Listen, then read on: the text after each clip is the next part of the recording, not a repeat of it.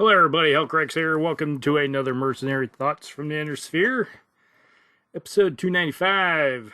Alright, so today we're going to be talking about the Raijin, or the Raijin Cajun, or whatever you want to call it. It's a 50-ton mech, comes in at a 696, has XL engines, 10 double heat sinks, and a whopping 7 tons of armor, which isn't much, for 125 points of ferrofibrous armor. Alright, it does have a plethora of weapon systems on board, and, well, we've played with one of these, or I painted one of these up for campaigns before. So it has made the table before, and it's died horribly in a horrible screaming death of death and destruction. Mostly because it just got hit a couple times in the torso and got taken out. But the Raijin has a ERPPC, which is respectable for good range weapon for kind of a cavalry mech. And the right torso has 3 medium pulse lasers in the left arm for extremely short 6 hex or less range. A lot of tons wrapped up in something that very seldom gets used. Then, in the left torso, it has an SRM-6 with a ton of ammo. And then, in the right torso, it has a SRM-2 Streak with a ton of ammo.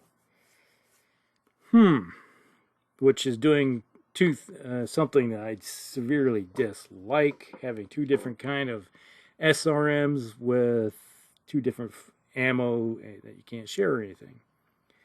And then we have the 6 jump jets, which are 2 in the center, 2 in the right leg, 2 in the left leg. Well, I think I already said how I kind of feel about this mech. Like I said, it died a horrible death. It just took a couple hits in the torso, which it has 13 points of armor with 12 internal structures. So if you hit the thing with 25 points of damage, it's dead, right? So a Gauss rifle and a PPC ends its day right there. And being a 6'9" moving mech, 696, you basically either got to constantly keep a 3 mod on it just to try to keep it alive. Which you can jump 6 or run 7.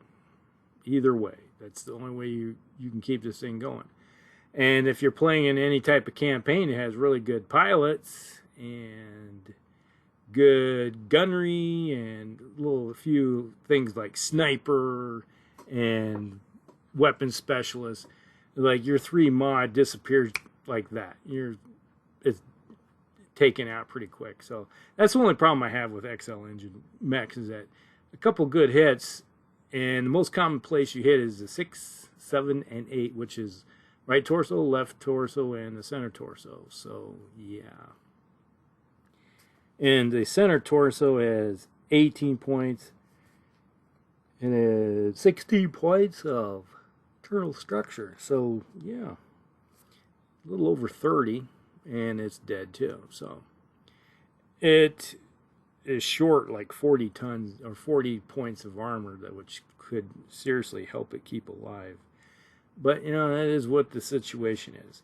Now, the best way I always can see to operate the standard one factory version is trying to keep it out there at range and just use that ERPPC and be a harassment cavalry style back, where you're going around the flanks and keeping trying to do damage without attracting attention to yourself. That's pretty much it. Because if you're running, say at a company level where you got some heavies out there or assaults or something like that, they're going to attract attention first and foremost. And then you have these guys that are kind of like chipping away at the edges, which this mech is primarily designed to do, is just keep shooting away at the edges. And then when you get closer towards the middle and the late game, this is where a lot of these mechs start coming into play. is that, yeah, it's a fresh mech. It has, unless it's been doing anti-scout roll or something of that nature, which, you know, when you're looking at the anti-scout version aspect of this, you can try to put yourself into an intercept mode where you can start using those 3 medium pulse lasers up close, and with your 10 double heat sinks. Sure, you're probably going to get a little hot if you decide, but you know, if you throw that PPC in, which you're not going to if you're smart. That's where you throw the SRMs and the medium pulse lasers in, and then you only use those instead of the big gun.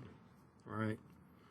But if you're not worrying about having to do the anti-scout roll, where you have to do some intercept, run off the lighter mechs, keep them at bay, away from the flanks of your own guys, that's the job of something like this. It's a harassment style. It's harassing the enemy. If it has to, it can do an intercept and put itself in between you and your backside. There's nothing more psychologically effective than trying to get into someone's 6, and the next thing you know, they're trying to twist around going, oh, no, what's going on? You get in their head playing that game. But now, towards the middle and late time of the game, when most mechs are tore up and you've been sniping at the sides, this is where this mech will dive in and start using its close-range weapons. You got a lot of crit hunting systems here, you know, with the SRMs and the medium pulse lasers. And go in, it's like, okay, this guy has, like, his left torso, right torso, or sides are really tore up. You focus on those. Come in, hit them hard, and try to focus everything down and start hunting crits and tearing up systems and maybe hit ammo, etc. You know, that's where this mech will come in. You can't get this thing engaged early in the game, or else it's dead. Now, if your opponent wants to do a wolf pack tactic, it's like, oh yeah, that mech over there has got XL engines, and they'll send in their lights and maybe escorted by a medium or something like that. So, and they'll just focus on one mech alone and tear it up. That's wolf pack tactics. Then you have a couple other variants of this mech. Let me bring it up here. All right, this is the alpha version of this one. Over the Bravo version, this was made by Comstar, you know, basically for Comstar. It has the ERPPC in the right torso, and then it has the swaps the 3 medium pulse lasers for a large pulse laser. Yeah, well, you're really not gaining much from that. And a medium laser and a flamer. It also has a Beagle probe. So it's kind of turned it into a scout mech into some aspect. A slower scout mech. Now, it could be a good scout mech if you're into Succession Wars, but this is not the Succession Wars where you got more high-tech weaponry. So by the time you reach this era, somebody that's moving a 6'9" is really, I'd say, closer to being like a 5'8" or a 4'6" equivalent. So, not a really great thing. But it does come in on about 1,400 battle value. And personally, if I had my druthers, I would swap instead of having a large pulse laser, give me an ER, large laser or something of that nature, and go that route. Maybe throw some a couple more medium lasers and some heat sinks to make up the difference, and just keep that roll going of sniping at the edges. Then there's the Charlie version. This one was manufactured by Independent Weaponry for Comstar after the loss of Terra. The Charlie version, this mech turned into it's a close-range brawler. So basically, it had everything stripped off of all of its weapons, and well as additional 1.5 tons of armor. All right, this thing was already short armor to begin with. Now you're trying to turn it into a Hussar. And you have a large pulse laser backed up by 3 ER medium lasers and a Streak 6. Okay, and it has a C3 system. All right, so it's more like a Word of Blake style mech, which is where we seen ours when we played, was a Blakist version. So this one comes in around 1200 battle value. Or actually closer to 14. I'm sorry, looking at the wrong one. Yeah, this would be alright if you're fighting into a city, you're having a city fight, or extremely dense terrain, but you can't always guarantee what you're going to be facing off with, where you're going to be fighting. And to me, a large pulse laser is more or less wasted tonnage. I'd rather have an ERPPC instead of a large pulse laser. At least it would give me some range to shoot something before I got in. And if you have the C3 system, 3 is a C3 improved, sure, yes, you can operate as a C3 system, but it doesn't really do you much good unless you got something to shoot out at distance and take your advantage of your lance mates. So there. All right, then we had the X version. This one has a one-shot SRM system. Well, it's like never use a one-shot system, because 9 times out of 10 it misses and you just have a whole bunch of wasted tonnage. That's how I feel about that. And also it has